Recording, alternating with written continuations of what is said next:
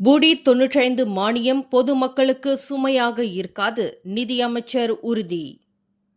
அரசாங்கத்தினால் வழங்கப்படும் பூடி 95 எரிபொருள் மானிய திட்டம் பொதுமக்களுக்கு பாதிப்பு இல்லாத வகையில் தொடர்ந்து நிர்வகிக்கப்படும் என இரண்டாம் நிதியமைச்சர் டத்தோஸ்ரீ அமீர் அம்சா தெரிவித்துள்ளார். மலேசியாவில் முதலீடு மீதான மாநாட்டில் பேசிய அவர், தற்போதைக்கு எரிபொருள் மானிய கோட்டா மேலும் குறைக்கப்படாது என்றும் எல்லைப் பகுதிகளில் அமலாக்க நடவடிக்கைகள் தீவிரப்படுத்தப்பட்டுள்ளதாகவும் கூறினார். கடந்த ஏப்ரல் மாதத்தில் 7.5 பில்லியன் ரிங்கெட்டாக உயர்ந்த மாதாந்திர எரிபொருள் மானிய செலவு தற்போது 3.5 முதல் 4 பில்லியன் ரிங்கெட் வரை உயர்ந்து நிலை பெற்றுள்ளது. உலக சந்தையில் பிரெண்ட் கச்சா எண்ணெய் விலை ஒரு பேரலுக்கு 200 அல்லது 300 டாலராக உயர்ந்தால் மட்டுமே இக்கொள்கை மறுபரிசீலனை செய்யப்படும் என்று அமீர் அம்சா குறிப்பிட்டார். தற்போதைய உலகளாவிய பதற்றங்களுக்கு மத்தியில் எரிபொருள் பாதுகாப்பு 2 முதல் 3 மாத கால குறுகிய கால ஒப்பந்தங்களின் அடிப்படையில் சீராக நிர்வகிக்கப்பட்டு வருகிறது. பொதுமக்கள் சட்டவிரோத எரிபொருள் நிரப்பல்